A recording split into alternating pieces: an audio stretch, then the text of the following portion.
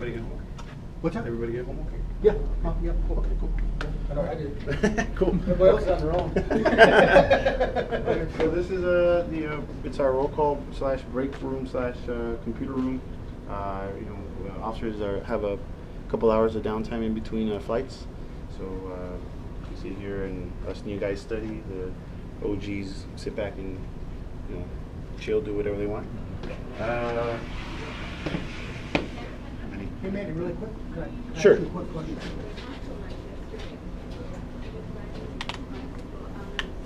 You've flown a couple times before, huh? Yeah, here only once. Oh, okay. I took it from you. I was just gonna take Oh, that's cool. You know, you want to Yeah. you got something? No. Okay. Hey guys, since you're filming, Yeah. my chief TFO here, Cole Burdett, will show you around. Okay. I'm gonna shadow him. I'm gonna learn as we go. So. Are you filming? Yeah, just myself for the tour. Video or audio or? Video for the tour. I'm just trying. Yeah. Okay. Yeah, it's okay with you, right? Yeah. Okay. First time here. Okay.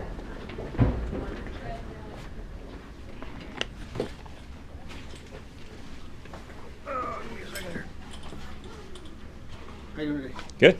Where you guys from? I volunteer at 77th. Okay. I live in Burbank. Cool. Switzerland, huh? All right. My brother lived in Zurich for 6 years. Oh, really? Yeah, beautiful country.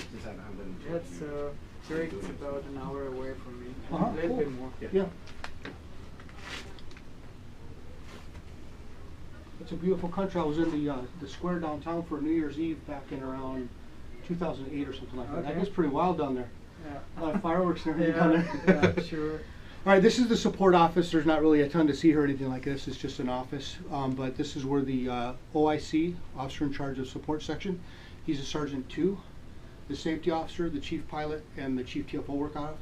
Out of here, we're responsible for everything related to training, maintenance, new equipment acquisition, and then standardization. We write all the policies, procedures, and then maintain all the standards of the division. And we also act as the subject matter experts for the department on the TFO and pilot position and anything related to safety. And then we have a direct line with the commanding officer just to help him, because he's not an aviator, to give him advice and insight to help him to make his recommendations for the division. Mm-hmm.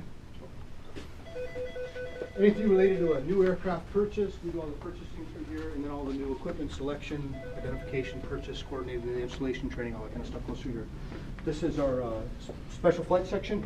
The guys are out on a surveillance right now, so the surgeon's in here right now, and then this is also where he runs all of our special operations out of. So anything related to our medium lift helicopter acquisition, fixed wing operations, surveillance, aerial shooting platform operations, formation flight cadre, all that kind of stuff comes out of his office here, and he coordinates all of that stuff. So it can be a busy place at times with all of our surveillance activities throughout the city. Take up to the tower next year.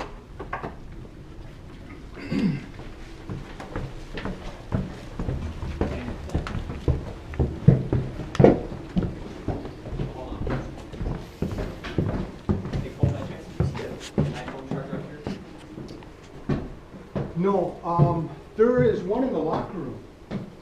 There's been one down there for about 2 or 3 days now. Okay. There's an iPhone charger, and then right next to it, there's a little thing of pills in a little Ziploc bag, like vitamins or something like that. It's been sitting there for about 3 days. Okay. So that might be it. Hey, David. Up here we have control of our microwave downlink, so we can control mount lead from here. So videos that we stream out to command posts and things like that are controlled through here.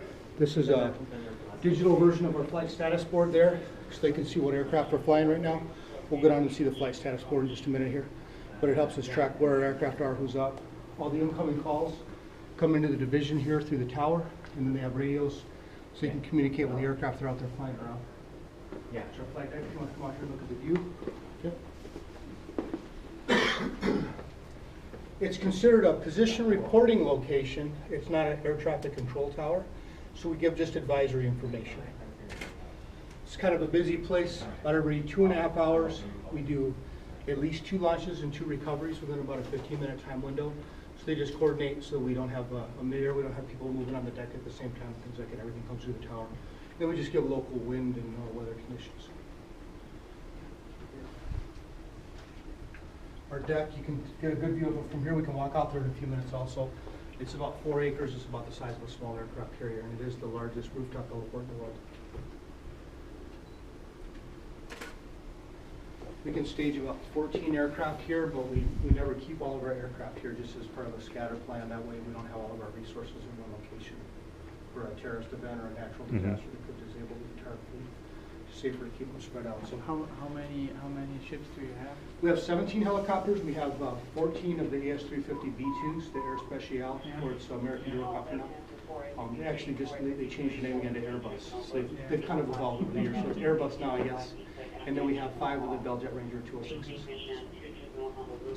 There's pads out in the valley as well. Yeah, we actually, for about a year, we used that as our primary base of operation. A few years ago, this entire flight deck, they removed all the concrete, put a new membrane down, like a water barrier, and then they repoured all the concrete again. So when they did that, we were out of here for about a month and a half. And we actually flew out of Van Nuys for almost about 2 months, maybe, something like that, I think it was. It was a couple years ago. Any questions here? No? Okay.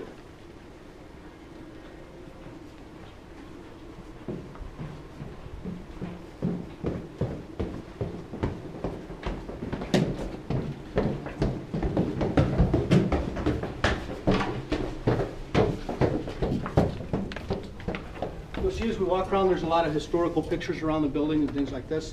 This is a plaque that we had made back in 2006 just to commemorate 50 years in airborne law enforcement. And these are all the personnel that were assigned here during that time when we met that milestone. And then over on the left there, those are the officers that have been killed in the line of duty while working here at Air Support Division. There's also their pictures here.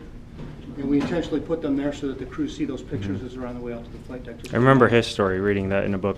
Which one, Champ and Howe? Stuart. Sure, okay. Tiara. Tiara? Yeah. Okay, yeah, that was the Newton.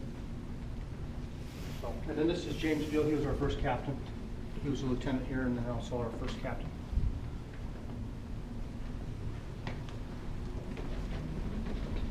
This is the watch commander's office here. Just like any police station, we have a watch commander on duty at all times. And then behind you is our flight status board. The camera up here gives you a video shot of that one. And this allows the watch commander at a glance to look out and see what aircraft are up and flying, what their status is. This one came back from Van Nuys, so this one's actually here now. And so in a few minutes, we'll get up arrows here, and then when these land, we'll get down arrows here. So at a glance, the watch commander can look out and see the status of the fleet, and then our oncoming watches will be here, our surveillance aircraft right here. And then over here is our entire inventory of aircraft. So it just gives us a quick snapshot of where aircraft are, what their condition is at any given time. This is the one that just came back. So in a few minutes, this pilot will update this information. He'll put updated flight status and maintenance times on it and things like that. And then the airframe arrow will go back up because this one came back into service today. That's the total flying hours of the aircraft? Yeah, well, that's actually just the last 4. This one right here, it says 8486. It's actually 18,486. So we don't have enough room for all the digits up there because we have old stuff. And this is our roll call room. We use it for roll call briefing, breaks, a little bit of training with our smart board, things like that. There's some more historical pictures around the room here. We're actually in the process of modernizing and digitizing our flight status board. So what this does is, again, gives us a status of all our inventory, but it can track the flight times, it can track the personnel, their times when they're required to go in, aircraft when they have to go in for inspections, and also our personnel. If someone's due for a check ride, those things come up on the board also. There's a lot of different equipment, also the status of all the different equipment. So this is kind of a work in progress right now. It's not fully operational right now, but it's something that we're updating to right now. And ultimately, there's going to be boards like this in the watch commander's office in roll call, and then out at our maintenance facility. So real time, they can update this information, and everybody will see the same information at the same time.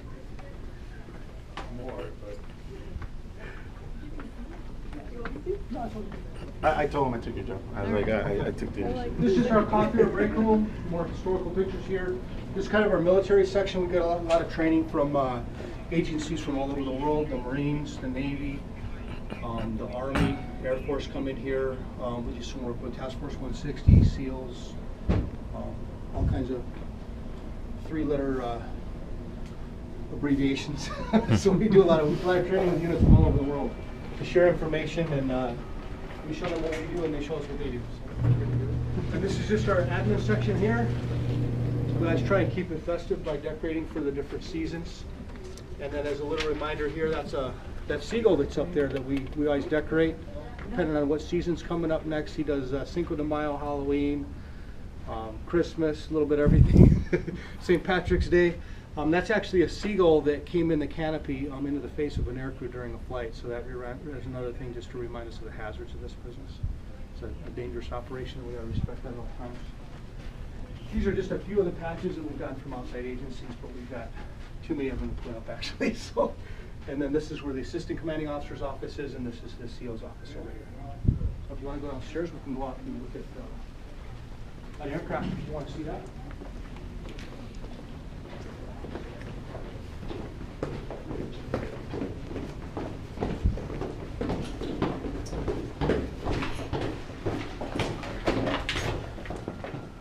Our locker room's back here, but this area, if you want to take some time later and walk through here, there's a lot more historical pictures in this area, if you're interested in seeing any of that stuff.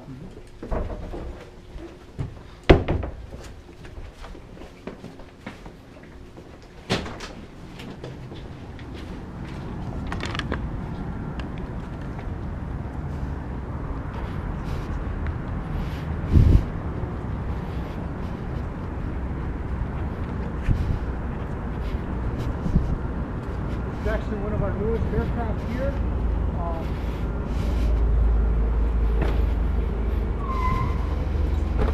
The standard equipment suite that we use now, we have radios and mixer panels so that we can actually listen to and talk on 6 different police radios at the same time, along with 2 aviation radios. The crew has image stabilized binoculars, a moving map system, full FLIR dual sensor camera system available to them. Has ballistic panels that'll stop up to 223 7.62 round. So it protects the crew, not the aircraft necessarily. 50 million candle powder night sun on the back to illuminate things during night ops. And then we also have NVGs that are available for the TFOs. That's not for the pilots, it's just for the NVG, or for the tactical flight officers. What a crew's made up of is we have a pilot who's trained in-house. They're commercial rotorcraft pilots. And then we have tactical flight officers, and for both assignments you have to have a minimum of 5 years with LAPD before you're eligible to apply for the job. Do you need prior flight experience? If you're coming from the outside, you have to have 5 years with LAPD, you have to have a private pilot's license in either an aircraft, a helicopter or an airplane, and 100 hours of flight time. If you're from inside and you've worked for 5 years as a tactical flight officer, then you're marketable to us, and you also have a lot of skills because you've already worked here. So for that, you just have to go online and pass the online written rotorcraft test, and then that makes you eligible. And then you start at the same point in the application process with your peers from the outside, and then you competitively go through there. And the people that score the best make it. Hey, cool. I gotta go pre-flight. Okay, cool. So I'll thank you for taking it over. Yeah, I'll deal with you. Okay, sounds good. I'll see you. Thanks, guys. Thank you. If you notice the handicap placard there, a lot of Yeah. it's done as kind of a joke. Many years ago, we've been here flying out of this facility since 1983, and there was a pilot that commonly referred to this as his spot, so you better not take it and all this kind of stuff. So what they did is they jokingly painted a small handicap placard there. And then when they came up a few years later to restripe our flight deck because it had to be refreshed by the city workers, they saw that and they thought it was real. So they're like, oh, that's not to code. We actually have to make it the official size. Oh, so they made it bigger. They put their template down there and they made it bigger, and then it's been a permanent fixture since then. So it started as a joke and it's become permanent. That's the shape I flew last. Yeah, the port call is basically the same airplane, but it's connected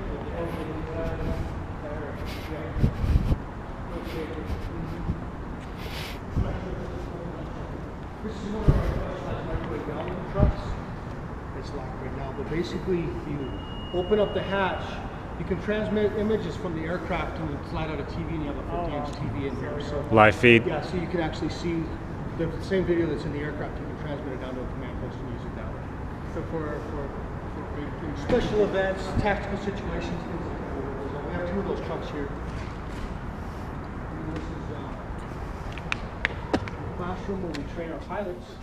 So what happens is the selection process is they come in and they do a 1-month ground school where they have testing, they have engine information, aerodynamics, weather, all that. and then they actually do a little bit of flight training at the end of the month, and then they're rated against their peers in the group, and then the most outstanding candidates are selected from that group. Then they come in here for an additional 6 months of more intensive training, and that's how they finish their training. So that all happens in here. So they come in here and then they go out for their flight time. But we have our own internal certified flight instructors that complete all of our training, and then they just go to an FAA examiner for the testing and the certifications. And then upstairs is just a classroom with big screen TVs and stuff like that for training. You can seat about 62 people upstairs.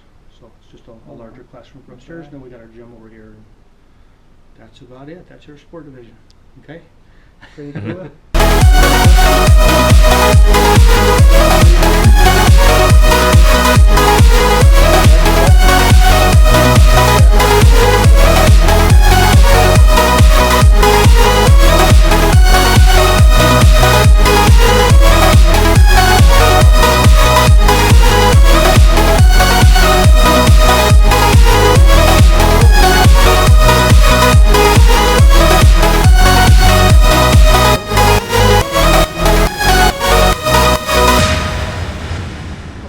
You know, you can do that.